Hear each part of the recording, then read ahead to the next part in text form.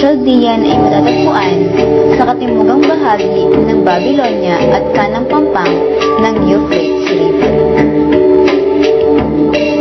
Sa 612 BCE, panibagong imperyo ng Babylonia ang tinatag at pinamumunuan ito ng isang hari mula sa Chaldean na si Nabopolassar. Si Nabopolassar, muli niya na ibalik ang katanyagan ng lungsod, ngunit sa kanyang pagkamatay, pumalit sa kanya bilang pinuno ay si Nebuchadnezzar.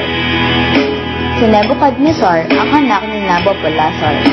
Dahil sa kanya, naging makapangyarihan ang Babylon, nagkaroon ng mga magagarang palasyo at mga templo na alay kay Marduk na kanilang Diyos.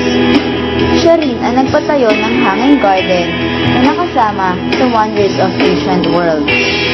Dahil sa kagustuhan ng kanyang asawa na makakita ng isang hardin sa kanilang lupain, na si Amphis. Ngunit bumagsak rin ang Chaldean dahil sa mga Persiano. Marami ang naging ambag sa sibilisasyon ng kabihasnan ng Mesopotamia, tulad ng unang gulong, cuneiform, ziggurat, unang lungsod-estado, unang mapa sa mundo, kodigo ng batas, hanging garden, matematika, galaw ng bituin at araw.